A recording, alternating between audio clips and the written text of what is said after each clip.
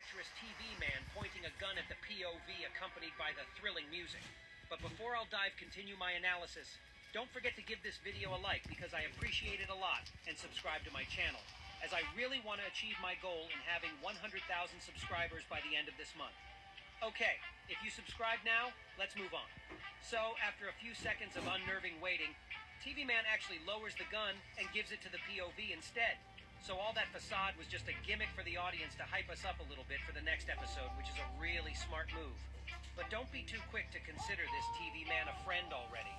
As it turns out later, he just wanted to play it cool between him and the POV in order to make it look like he forgot their past quarrels and all that for only one thing. As the POV gets back the precious X-18 cannon's core, TV Man reaches out his hand to him immediately and says to the POV, "Give it to me." But of course the POV refuses to do so and shakes his head, and in this moment I could see one really interesting and frightening detail. Pay your attention to the TV Man's hand, because in the moment when the POV refused to give him X-18 core, it visibly trembled as if TV Man was in the state of literal fury when he got rejected. And also you could notice how our buddy, the bald toilet, turns his head and takes a quick look at TV Man as if he starts suspecting that something is not actually right in here. Interestingly enough, TV Man didn't seem like he intended to persist in his asking, so he just says to the POV the following phrase, "Don't lose it." But then it'll get clear to you guys why this nasty TV Man gave up so easily on conversation with Plunger Man. Because at the moment when the POV opens the shell of the core in order to check out if everything is actually in place there or not, you could notice how TV Man puts his right hand behind the back and visibly presses something with his fingers. And it really seems to me that he possesses a special control panel similar to the one that Lucky Cameraman from Boom's original series had. And with the usage of this, he was actually the one who opened the portal. Speaking of which, by the way, then we see that exact portal that we already remember from episode 13. And in case you guys forgot, the pale zombie got out of that portal and then infected Titan Drillman with zombie virus. And in the secret scene that we watched just a few days ago, we got the confirmation from Monster Up that it was indeed TV Man, the traitor, who was behind all of this, just as I predicted earlier in my analyses.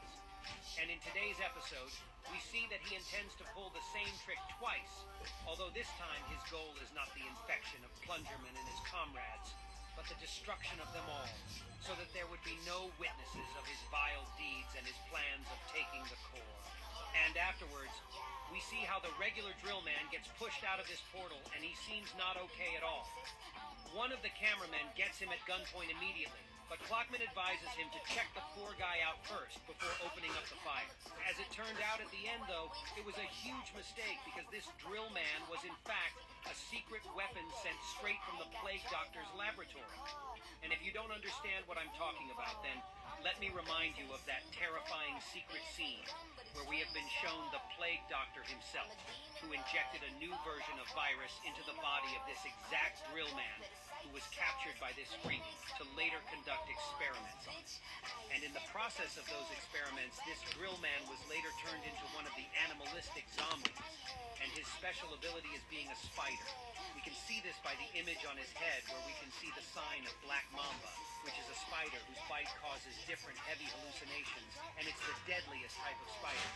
And speaking of hallucinations, check out what happens to this poor cameraman next as he accidentally steps into the paddle of gray mist that came to this world after the drill man got out of the portal.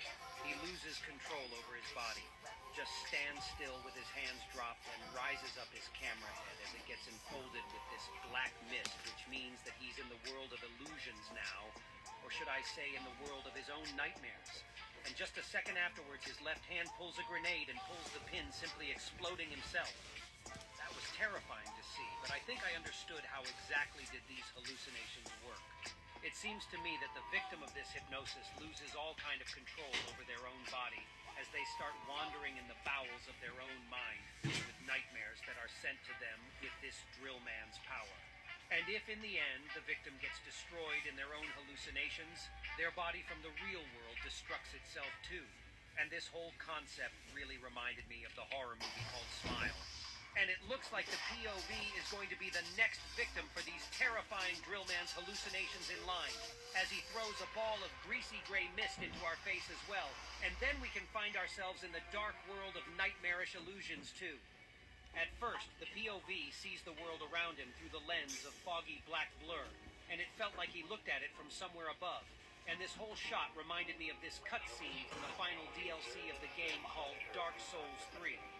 And then we see how the POV gets transferred to another location with the flick of this eerie red light, so that he finds himself in an empty space of nothing. And then as he turns around, he sees a spooky red door, which is, of course, a reference to the first part of horror movie series called Insidious. And I really would go in there because in the Insidious movie, this door was connecting the real world and the world of bloodthirsty demons. But as Plungerman is no cinema lover, it seems to me, he still reaches out to that door's knob, and then he gets simply pushed back to the long, spooky hallway, which was definitely inspired by this hallway scene from the game called The Evil Within.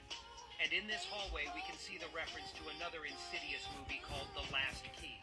And by the way, based on the texture of these walls, it becomes pretty obvious that the whole location is fake and is being sewn out of illusions. But the POV isn't aware of this yet. And on the left side of the corridor, I saw another black and white picture that really made me remember that meme image from the very first episode of Boom's original series. Then, as the POV hears some really suspicious roar, he turns around, and we can see multiple references all at once. There's an iconic "Here's Johnny" shot from the movie called The Shining, as well as the pictures that are referring to other James Wan's movies called The Nun and Annabelle. And the demonic version of Drillman himself looks like the monster Laura from The Evil Within once again. As the monster leaps forward and the POV starts running, we see multiple other images.